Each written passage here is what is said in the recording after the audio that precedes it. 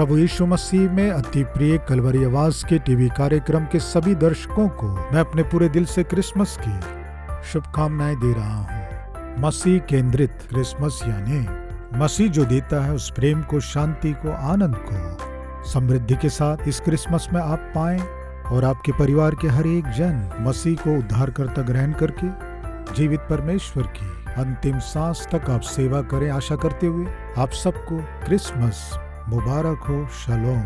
प्रियो, सामान्यतः मनुष्य क्या सोचता है जानते हैं? हम कब तक जिएंगे? 60-70 साल जिएंगे।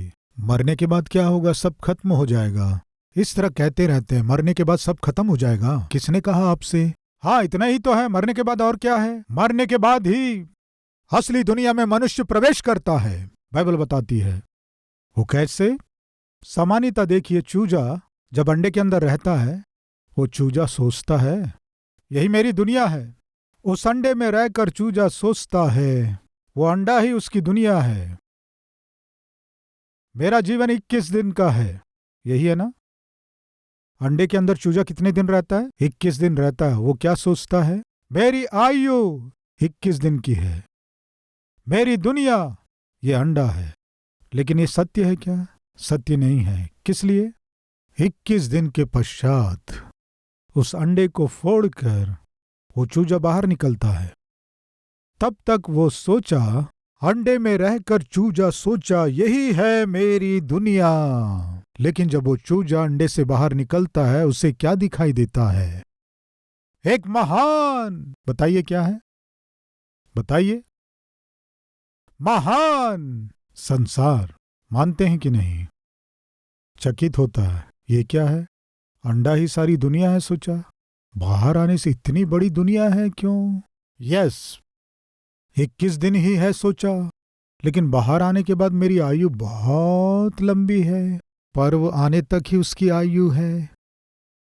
क्रिसमस आते तक, ईस्टर आते तक, आपका जन्मदिन आते तक उसकी आयु है। आपकी नजर लग गई तो बस। प्रिय भाई और बहनों, कृपया सुनिए। आज इस संदेश को सुनने वालों में बहुतों की सोच यही है, यही दुनिया है, यही जीवन है, उसके बाद कुछ भी नहीं है। इस तरह आप सोच रहे हैं, लेकिन वो केवल झूठ है, गलत है। किस लिए? बाइबल बताती है। क्या बताती है? परमेश्वर मनुष्य से प्रेम करके मनुष्य के लिए इस अद्भुत संसार की सृष्टि किया। लेकिन ध्यान से सुने, परमेश्वर अपने सृष्टि को 6 दिन में सृष्टि की। कितने दिनों में?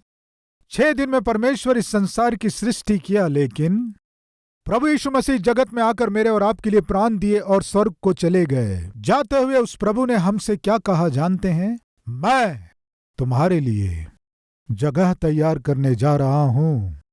मैं तुम्हारे लिए स्वर्ग को तैयार करने जा रहा हूं। वहां तुम्हारे लिए स्थान तैयार करने के बाद मैं लौट कर आऊंगा।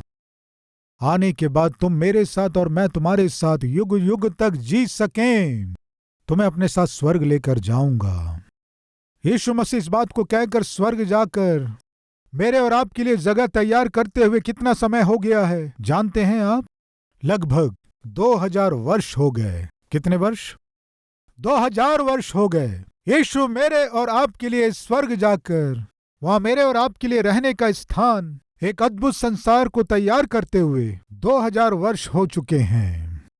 नया यरूशलेम, नया आकाश, नई भूमि, एक महान संसार परमेश्वर आपके लिए, मेरे लिए, हमारे लिए बना रहे हैं। 6 दिन में सृष्टि की गई ये संसार इतनी अद्भुत है, तो 2000 वर्षों से परमेश्वर जिस स्वर्ग को बना रहे हैं, और कितना अद्भुत होगा, कोई कल्पना कर सकते हैं क्या? कोई विचार कर सकते हैं क्या? परमेश्वर स्वर्ग को किस तरह निर्माण कर रहे हैं, बाइबल बताती है। बाइबल में क्या लिखा है? जिसे कानों ने सुना नहीं और आंखों से देखा नहीं, ऐसे महान सृष्टि को परमेश्वर बना रहे हैं। आज मैं और आप चूजे के समान सोच सकते हैं। वो चूजा जब अंडे में रहता है सोचता है यही मेरी दुनिया है, यही मेरी आयु है। अंडे से बाहर निकलने के बाद ही उसे मालूम चलता है एक महान दुनिया है। प्रिय भाइयों और बहनों, आप में जब तक प्राण है, जब तक आप में आपकी आत्मा है, आपको भी लगता है कि यही जीवन है, यही दुनिया है। लेकिन जब आपकी आत्मा आपके शरीर को छोड़ देता है, तब देखता है एक महान संसार को। प्रियो, पाप में कामों को करने से, बुरे कामों को करने से उस आत्मा को नरक में जाना होगा, लेकिन प्रभु यीशु मसीह पर विश्वास करने से आत्मा स्वर्ग जाएगा। इसीलिए आज एक सत्य जो निश्चित रूप से आपको मालूम होना है वो क्या है कि जिस परमेश्वर ने आपको बनाया है उसे आपको जानना है। जिसने आपको बनाया है उस जगत के उद्धारकर्ता से आपको मिलना है। ज्योतिषी ज्ञानी थे, फिर भी वे क्या जाने जानते हैं। जिसने मनुष्य की सृष्टि किया वो परमेश्वर जन्मा है। उस परमेश्वर से हमें मिलना है, उसे दंडवत करना है। वो परमेश्वर जो देता है उस आनंद को, शांति को हमें पाना है। ये संसार शाश्वत काल का नहीं है। जो शाश्वत है वो स्वर्ग है। उस स्वर्ग में जो हमें ले जा सकता है वो प्रभु यीशु मसीह है। उनसे हमें मिलना है। उस उद्देश्य के साथ ज्योतिषी आकर यीशु से मिले। आज मैं आपसे एक प्रश्न करना चाहता हूं। आप में से कितने लोग परमेश्वर जिस महान स्वर्ग को बना रहे हैं वहां जाना है, आशा कर रहे हैं? यदि कोई है तो अपने हाथ दिखाएंगे। उस महान स्वर्ग में जाना है आशा करने वाले। धन्यवाद भाई, धन्यवाद बहन, परमेश्वर आपके हाथों को देख रहा है। आप स्वर्ग जाने की आशा कर रहे हैं, बड़ी खुशी की बात है। तो फिर सुनिए, पहला, यीशु के पास जाना है, यीशु से मिलना है, प्रणाम करना है। आशा करने वाले वे ज्योतिषी क्या किए जानते हैं? वे अपने प्रांत को छोड़ दिए, अपने कामों को छोड़ दिए, अपने लोगों को छोड़ दिए। यीशु के पास आना है तो जिन्हें आपको छोड़ना है उन्हें छोड़ना है। चरवाहों को जब स्वर्गदूत आकर सुसमाचार सुनाए, यीशु मसीह से मिलने और उसकी आराधना करने के लिए चरवाहे अपने भेड़ों को छोड़ दिए। आज हम में से लगभग 99% लोग अपना हाथ दिखाए। किस लिए? इस संसार की यात्रा समाप्त करने के बाद हमें स्वर्ग जाना है, आशा कर रहे हैं। आप कह रहे हैं तो फिर आपको कुछ चीजों को छोड़ना है। आपके जीवन में कुछ चीजें हैं जिन्हें आपको छोड़ना है। स्वर्ग में पवित्र परमेश्वर रहता है, वहां पाप के लिए स्थान नहीं है। स्वर्ग में पाप के लिए स्थान नहीं है तो पापी मनुष्य भी वहां जा सके चांस नहीं है। हमारे बीच जिन्होंने हाथ दिखाए उनमें से कोई है क्या पवित्र, जिन्होंने कोई पाप ना किया हो, जो ऊपर से टप के हो? हमारे बीच कोई है क्या? एक बार अपना हाथ दिखाएंगे। पास्टर जी, मैं कोई पाप नहीं जानता, मैं बहुत अच्छा व्यक्ति हूं, कहने वाले कोई हैं क्या? ऊपर से भोले भाले दिखने वाले, ऊपर से जैसे कुछ नहीं जानते, ऊपर से बड़े अच्छे व्यक्ति के रूप में नाटक करने वाले, धोखा देने वाले नहीं है कहेंगे? दगा करने वाले नहीं है कहेंगे? आपकी बातों में धोखा, आपके कामों में धोखा, आपके कमाई में धोखा, आपका जीवन ही एक धोखा। कैसे जाएंगे जी आप स्वर्ग? एक बार सोचिए। स्वर्ग पवित्र परमेश्वर के रहने का स्थान है। वहां पापी के लिए स्थान बिल्कुल नहीं है। अगर ऐसा है तो हमने तो हाथ उठाया ना। यस, आपने हाथ उठाया, स्वर्ग जाना है, लेकिन जाने का चांस तो नहीं है। लेकिन आपके लिए खुशखबरी है। क्या है वो खुशखबरी? मेरे और आपका स्वर्ग जाना संभव नहीं था, इसलिए प्रभु स्वयं आपको स्वर्ग ले जाने के लिए स्वर्ग छोड़कर इस धरती में मनुष्य की सृष्टि करने वाला परमेश्वर उतर आया। उस परमेश्वर ने क्या किया कि मेरे और आपके किए गए पापमय कामों के बदले जो दंड हमें मिलना था, उन सबको अपने ऊपर लेने के लिए इस संसार में आए। प्रिय, एक जवान लड़का मनमर्जी से जीता था, अपने पिता की बात नहीं सुनता था, बुरा जीवन वो जी रहा था। एक दिन एक्सीडेंट कर दिया, सामने वाले का पैर टूट गया, उसे गिरफ्तार कर लिए, उसे कोर्ट में हाजिर किए। लेकिन अच्छी बात यह थी कि इस लड़के के पिता अदालत में न्यायाधीश थे। मेरे पिताजी न्यायाधीश हैं, इसलिए मुझे कुछ नहीं होगा सोचकर बड़े हिम्मत से वो अदालत में खड़ा था। सारे बहस को सुनने के बाद न्यायाधीश ने फैसला सुनाया कि ये लड़का तेजी से गाड़ी चलाया है और इस व्यक्ति का पैर टूट गया है। ऑपरेशन के लिए खर्च हुआ, हॉस्पिटल में रहने के लिए भी खर्च हुआ है। 3 महीने तक बेड रेस्ट लेना पड़ेगा, 3 लाख खर्च होंगे। इस लड़के को जुर्माना देना होगा, 6 लाख रुपए जमा करना पड़ेगा। अगर जमा नहीं करेंगे 6 महीने की जेल की सजा होगी। सजा सुना दिया। सजा सुनकर ये जवान लड़का वहीं गिर गया। अभी के अभी 6 लाख लाकर जमा करो कहने से मैं कहां से लाऊंगा? मेरी ओर से कौन 6 लाख जमा करेगा?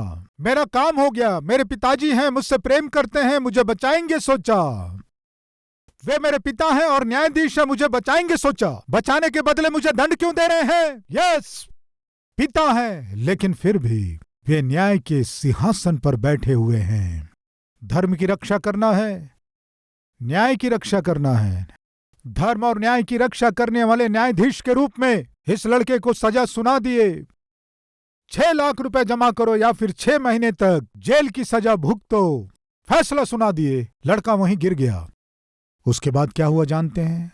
वही न्यायाधीश अपने सिंहासन से उठकर नीचे उतर आए, उस लड़के के पास खड़े हुए और अदालत को 6 लाख रुपए लाकर जमा कर दिए। मेरे बेटे के किए गए एक्सीडेंट के लिए जो जुर्माना जमा करना है, पिता के रूप में अपने बेटे के ओर से मैं जमा कर रहा हूं। ये कहकर वही न्यायाधीश 6 लाख रुपए चुका दिए। प्रियों, कारण जानते हैं? पुत्र से इतना अधिक प्रेम किया इसलिए।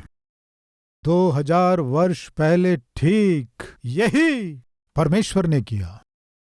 इस संसार में परमेश्वर को न्याय की रक्षा करना है, धर्म की रक्षा करना है, और उसी समय हर एक मनुष्य जो पापमय कामों को करते हुए, पतित होते हुए जी रहा है, उसे बचाना है। अपना पुत्र जाना है, इसलिए उनकी रक्षा करना है। हर एक पापी मनुष्य को निश्चय पाप का दंड भोगना है, नरक में डाला जाना है, वहां निरंतर जलते ही रहना है। यह परमेश्वर का दंड है, क्योंकि परमेश्वर न्यायी है, लेकिन उसी समय वे पिता हैं, परम पिता है।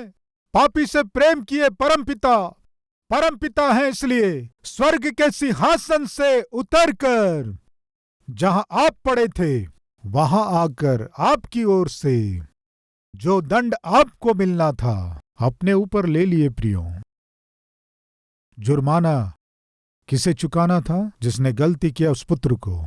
लेकिन कौन चुकाया? जिसने कोई पाप नहीं किया, उस पुत्र का पिता।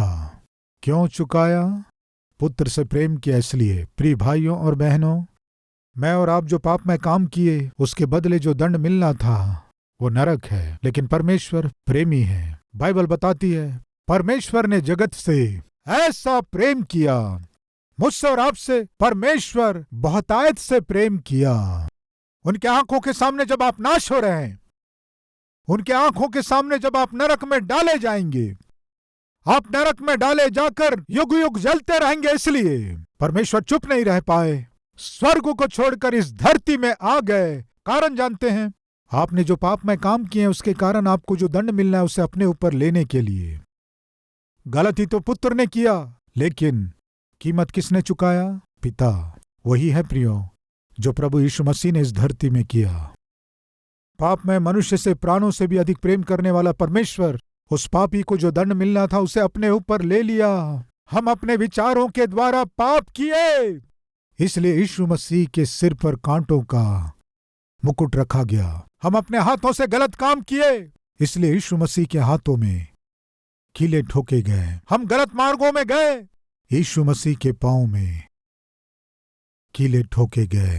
अपवित्र काम करके हम अपने देह को नाश किए, यीशु मसीह अपने देह को कोड़ों के लिए सौंप दिए। हम मोह की दृष्टि से देखे, यीशु मसीह मोह पर थूके जाने के लिए अपने आप को सौंप दिए। गलती हमने किया, पाप हमने किया, दंड हमें मिलना था, लेकिन यीशु मसीह मेरे और आपके स्थान में दंड को उठा लिए। गलती करने वाला पुत्र था, लेकिन कीमत पिता ने चुकाया। इस तरह कीमत चुकाने के द्वारा पुत्र छुड़ाया गया। यीशु मसीह क्रूस पर आपके पापों का कीमत चुका दिए, इसलिए अब आपको दंड नहीं मिलेगा। जो यीशु मसीह को ग्रहण करेंगे उनके क्षमा को पाएंगे, उन्हें नरक जाने की आवश्यकता नहीं है।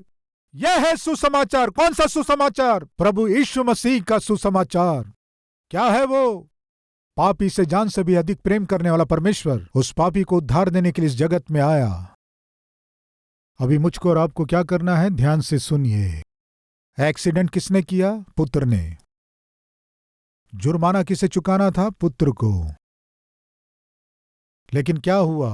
पिता उतर आकर 6 लाख रुपए चुका रहे थे तो पुत्र को क्या करना था? पिताजी, एक्सीडेंट तो मैंने किया है ना पिता, गलती तो मैंने किया है ना, जुर्माना तो मुझे चुकाना है ना पिता, मुझसे आप इतना प्रेम किए, मेरे लिए जुर्माना चुका रहे हैं। ये कहकर वो पुत्र को अपने पिता को गले से लगाना था। पिता, अब मैं कभी भी आपके विरोध में नहीं जीऊंगा।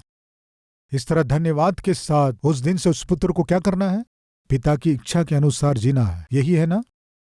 लेकिन ऐसे ना होकर पुत्र कहे, तुम क्या चुकाओगे मेरे लिए जुर्माना, तुम मेरे लिए क्या पैसे चुकाओगे, जाओ यहां से, ऐसा कहा, समझो पुत्र का क्या होगा? सीधे ले जाकर जेल में डाल देंगे।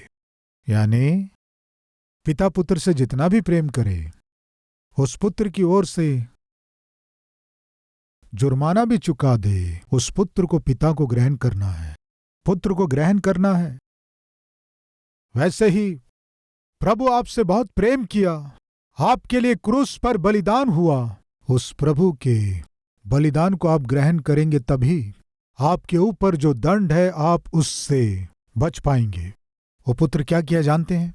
वो पिता पास खड़े होकर जब जुर्माना चुका रहा था, आंसुओं के साथ देखते हुए, जुर्माना चुका देने के बाद पिता को जोर से पकड़कर, पिता गलती मैंने किया था, आपने कई बार मुझसे कहा तुम जो कर रहे हो वो गलत काम है, मेरा चाल चलन ठीक नहीं है, आपने कई बार कहा बुरी संगति में मत जाओ, लेकिन आपकी आज्ञा माने बिना मैं अपनी मन मर्जी से जिया और आज मेरा ये हाल हो गया, इस दंड को पाया हूं, लेकिन फिर भी आप मुझसे प्रेम किए, मेरी ओर से आप आकर मेरे दंड को उठा रहे हैं। पिताजी, मैं जीवन भर आपका कर्जदार रहूंगा।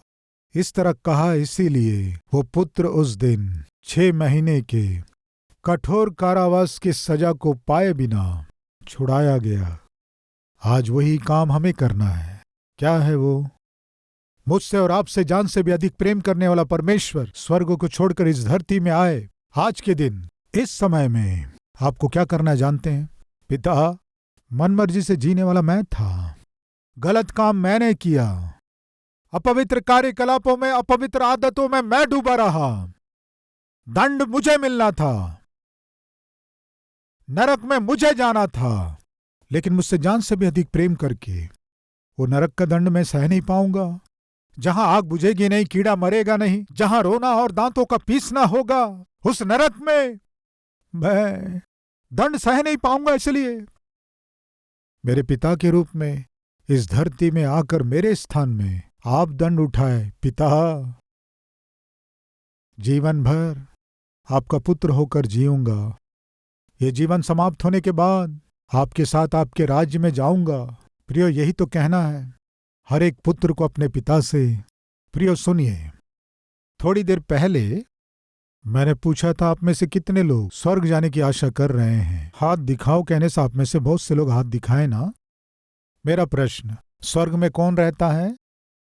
परमेश्वर। वे कौन है? पवित्र हैं। पवित्र परमेश्वर जहां रहता है उस स्वर्ग में कौन रहेंगे? परमेश्वर के बच्चे रहेंगे। आपके घर में कौन रहते हैं? बताइए, आपके घर में कौन रहते हैं? आपके बच्चे रहते हैं। हमें यदि स्वर्ग में रहना है तो हमें परमेश्वर के बच्चे बनना है। हमारे घर में हमारे ही बच्चे रहते हैं, दूसरे बच्चे नहीं रह सकते। फिर परमेश्वर के घर में परमेश्वर के बच्चे रहेंगे, दूसरे नहीं रह सकते। अभी मुझको और आपको स्वर्ग में रहना है तो क्या होना है बताइए? हमें परमेश्वर के बच्चे होना है। एक प्रश्न, आप हिम्मत से कह सकते हैं क्या, मैं परमेश्वर का बेटा हूं, मैं परमेश्वर की बेटी हूं? हिम्मत से कह सकते हैं क्या? सुनिए, यूहन्ना उसका 1 अध्याय 12वां वचन, जितनों ने उसे ग्रहण किया, उन्हें यानी यीशु को ग्रहण किए, उन सभी को परमेश्वर अपने संतान होने का अधिकार देते हैं। अद्भुत है। इस धरती में यीशु को उद्धारकर्ता के रूप में और आपके परमेश्वर के रूप में ग्रहण करेंगे तो, प्रियो सुन रहे हैं क्या? इस धरती में यीशु मसीह को अपने उद्धारकर्ता के रूप में ग्रहण करेंगे तो स्वर्ग में परमेश्वर आपको अपने पुत्र के रूप में ग्रहण करेंगे। यानी इस धरती में आप मसीह को ग्रहण नहीं करेंगे तो स्वर्ग में आपका ग्रहण किया जाना संभव नहीं होगा। प्रिय ज्योतिषी जो ज्ञानी थे, जो सब कुछ जानते थे, लेकिन एक सत्य को जाने, वो क्या है जानते हैं? स्वर्ग में परमेश्वर यदि हमें ग्रहण करना है तो इस धरती में परमेश्वर के पुत्र यीशु मसीह को दंडवत करना है, ग्रहण करना है। वे ज्ञानी थे, इसलिए वे क्या किए?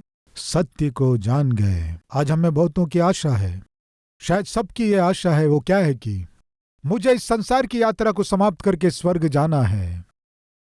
प्रिय मसीही समाज, यदि स्वर्ग में आपको परमेश्वर के साथ रहना है तो आपको परमेश्वर के बेटे और बेटियां बनना है। आप कैसे परमेश्वर के बेटे होंगे, कैसे परमेश्वर की बेटी होंगी? बहुत आसान है, यीशु मसीह पर विश्वास करने के द्वारा, यीशु मसीह को अपना उद्धारकर्ता ग्रहण करने के द्वारा आप स्वर्ग में प्रवेश कर पाएंगे। प्रियो, बहुत से लोग जब स्वर्ग में प्रवेश कर रहे थे, पतरस जी ने पूछा, तुम्हें स्वर्ग में क्यों आने देना है? तब उसने कहा, क्यों आने देना, ऐसा क्यों कह रहे हैं पतरस जी? मैं अपने चर्च का मुख्य व्यक्ति हूं, प्रेसिडेंट हूं, इलेक्शन में मैं ही जीता हूं जी। क्या कह रहा है? इलेक्शन में मैं जीता हूं कह रहा है। कलीसिया में बड़ा है, बाजू हटो। उसे हटा दिया। एक और व्यक्ति आया, पतरस ने पूछा, तुम्हें स्वर्ग में क्यों आने देना है? जी मैं तो नियमित रूप से चर्च जाता हूं, दशमांश भी देता हूं जी, सबसे आगे बैठता हूं, वचन पढ़ो कहने से पढ़ता हूं, मैं नहीं तो कौन जाएगा स्वर्ग, बाजू हटो। उसे हटा दिया। क्यों तुम्हें स्वर्ग में आने देना है? अभी तक मैं 3 बार बपतिस्मा ले चुका हूं जी। कितने बार? 3 बार बपतिस्मा ले चुका हूं, मैं नहीं तो और कौन जाएगा? पतरस ने कहा, बाजू हटो। एक छोटी लड़की, 6-7 साल की लड़की, धीरे चलते हुए जब आ रही थी, पतरस जी ने पूछा, बेटी तुम्हें स्वर्ग में क्यों आने देना है? उस लड़की ने क्या कहा जानते हैं? स्वर्ग में आने का मेरे पास कोई हक अधिकार नहीं है, लेकिन प्रभु यीशु मसीह को मेरे उद्धारकर्ता के रूप में मैं ग्रहण की हूं। इसी एक कारण से मुझे स्वर्ग में प्रवेश करने का अधिकार मिल गया। तब पतरस ने कहा, बेटी तुम्हारे लिए सारा स्वर्ग इंतजार कर रहा है, आओ अंदर आओ। ये कहकर उस बच्ची का आह्वान करने से यीशु मसीह ही महान प्रभु उस बेटी का बड़े आनंद से स्वागत किए। प्रिय भाई और बहन, आपके अच्छे काम या आपके दान धर्म या आप जो सेवा में सेवकाई करते हैं आपको स्वर्ग ले जाएंगे सोचने से ये झूठी बात है। मुझको और आपको स्वर्ग जाना है तो केवल एक मार्ग है, आपके लिए इस संसार में जो जन्म लिया उस मसीह को अपने उद्धारकर्ता के रूप में ग्रहण करने से ही आप स्वर्ग में पहुंच पाएंगे। उद्धारकर्ता के रूप में ग्रहण करना यानी क्या है? आपने जो पाप किया उसके विषय में पश्चाताप करके, प्रभु मेरे किए हुए पापों के कारण ही तो आप क्रूस पर बलिदान हुए, मेरे पापों के कारण, मेरे अधर्म के कामों के कारण प्रभु आपको क्रूस पर चढ़ाया गया। अब से मैं आपका संतान होकर जीऊंगा, अब से मैं आपके नक्शे कदम पर चलूंगा। मेरे पुराने और गंदे जीवन को मुझसे निकाल कर आप मेरे हृदय में जन्म लीजिए। आपके बेटे और बेटी होकर जीने का सौभाग्य मुझे दीजिए। इस तरह यदि आप प्रार्थना करेंगे तो उसी क्षण परमेश्वर आपका नाम जीवन की पुस्तक में लिख देंगे। जीवन की पुस्तक में आपका नाम लिख देंगे। जिनका नाम जीवन की पुस्तक में रहेगा केवल वे ही स्वर्ग में कदम रखेंगे। आपका नाम जीवन की पुस्तक में नहीं लिखा जाएगा तो स्वर्ग जाने का चांस नहीं रहेगा। वोटर लिस्ट में आपका नाम हो सकता है, आधार कार्ड में आपका नाम हो सकता है, आपके घर के दरवाजे पर आपका नाम लिखा होगा। प्रिय भाई और बहन, स्वर्ग जाने वालों के लिस्ट में यदि आपका नाम नहीं होगा तो स्वर्ग में प्रवेश करने का चांस नहीं है। मैं पूछता हूं, हिम्मत से कह सकते हैं क्या स्वर्ग जाने वाले लोगों की लिस्ट में मेरा नाम लिखा है? हिम्मत से कह सकते हैं क्या? यदि वो हिम्मत आप में नहीं है तो आज ही आपका नाम लिखवा सकते हैं। कैसे? जितने लोग यीशु को स्वीकार करेंगे, उद्धारकर्ता के रूप में ग्रहण करेंगे, उन सभी को परमेश्वर अपने पुत्र होने का अधिकार देंगे। उनका नाम जीवन की पुस्तक में लिख देंगे। आज हमारे बीच कोई है क्या ये कहने वाले, मेरे लिए जो इस जगत में आया, जगत का उद्धार करता प्रभु यीशु मसीह के देने वाले क्षमा को मैं पाकर, प्रभु मुझे जो देंगे उस नए हृदय को पाकर, यीशु मसीह के बेटे और बेटी के रूप में मैं जीकर इस संसार की यात्रा समाप्त करके असली दुनिया जो स्वर्ग है उसमें कदम रखना है, मैं आशा कर रहा हूं। कहने वाले हैं तो मेरे साथ प्रार्थना करेंगे क्या?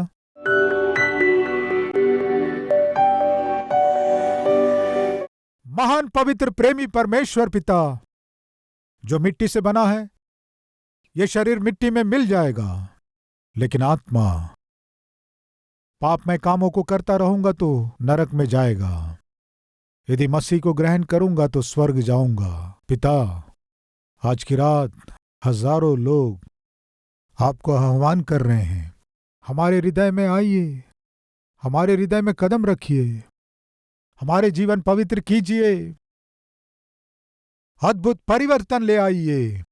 इस तरह बहुत से लोग अपने हाथ दिखा रहे हैं। पिता, बेटे के रूप में ग्रहण कीजिए, बेटी के रूप में ग्रहण कीजिए, आपके राज्य के वारिस के रूप में ग्रहण कीजिए। पिता, हर एक गलतियों पापों के लिए क्षमा मांग रहे हैं। हमारे पाप ही आपको मृत्यु के लिए सौंप दिए, क्रूस पर आप चढ़ाए गए। पिता, हमारे पापों को आप अपने ऊपर उठा लिए, जान से प्रेम किए, इसलिए हमारे दंड को उठा लिए। आपके ऐसे अद्भुत त्याग को, आपके प्रायश्चित के बलिदान को यदि हम ग्रहण करेंगे तो हम दंड से बच जाएंगे। इससे बड़ा उद्धार और क्या है पिता? ऐसे उद्धार को पूरे मन से जो ग्रहण कर रहे हैं, हर एक जन को अपने बेटे और बेटी के रूप में ग्रहण करके आपके राज्य के वारिस बनकर निरंतर जी सके सौभाग्य दीजिए। इस संसार में हमारे नाम कहीं भी हो, वे सब एक दिन मिट जाएंगे। केवल जीवन की पुस्तक में होने से ही हमारे जीवन धन्य हो जाएंगे। पिता, आज ही इसी समय हमारे नाम जीवन की पुस्तक में लिख दीजिए। जिस दिन हम अपनी आंखें बंद करें, उस दिन स्वर्ग में आंखें खोल सकें, सौभाग्य दीजिए। यीशु के नाम से मांगते हैं पिता, आमीन। प्रभु में अत्यंत प्रिय लोगों, आप सबको प्रभु यीशु मसीह के नाम में शलोम। कलवरी आवाज इस टीवी कार्यक्रम के द्वारा हर दिन वचन सुनते हुए आत्मिक जीवन में बलवंत होने के लिए आपका धन्यवाद। इन अद्भुत संदेशों के द्वारा बहुत से बिगड़े हुए लोग पवित्र जीवन जी रहे हैं। नाश होने वाले बहुत से परिवार बनाए जा रहे हैं। जिम्मेदारी के बिना घूमने वाले पियक्कड़ लोग सुधर रहे हैं। ऐसे बहुतों के जीवन को ठीक करने वाले, परिवारों को बनाने वाले इस परमेश्वर के वचन को लाखों लोगों तक पहुंचाने की प्रक्रिया में आपकी सहायता को चाहता हूं। आज इन कार्यक्रमों को देखकर अपने आत्मिक जीवन को बढ़ा रहे हैं तो इसके पीछे किसी न किसी का त्याग और अर्पण है।